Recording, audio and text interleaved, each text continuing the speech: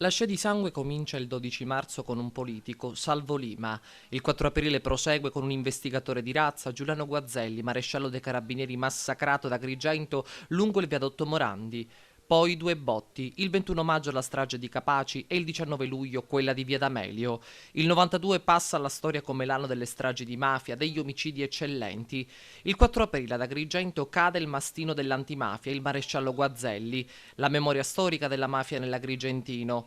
Ma non soltanto perché il sottufficiale aveva una conoscenza profonda di tutti i meccanismi di Cosa Nostra nell'intera Sicilia. Quel giorno di 21 anni fa era un sabato, vigilia delle elezioni politiche, le ultime della Prima Repubblica.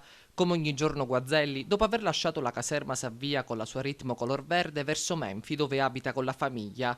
Lo precede un furgoncino bianco. Giunto alla fine del viadotto Morandi, gli sportelli del furgoncino si aprono ed è l'inferno. Il corpo di Giuliano Guazzelli viene raggiunto da decine e decine di colpi. Sul posto arriva un distrutto Paolo Borsellino. La sera piomba il ministro degli interni Scotti, che presiede un vertice dell'ordine pubblico. Si era occupato della cosiddetta Stigia, organizzazione mafiosa parallela e talvolta in competizione con Cosa Nostra nell'Agrigentino, indagando anche sulla strage di Porto Empedocle.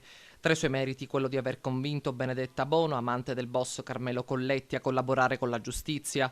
21 anni dopo il comando dei carabinieri di Agrigento parla ancora di Giuliano Guazzelli. C'è la lapide all'ingresso della caserma e una targa sulla porta della stanza nella quale ha lavorato per decenni.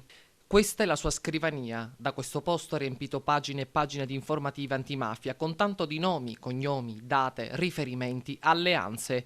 Note che finivano sul tavolo di Rosario Livatino, Giovanni Falcone, Paolo Borsellino, con i quali aveva intessuto anche rapporti di amicizia che andavano al di là del lavoro.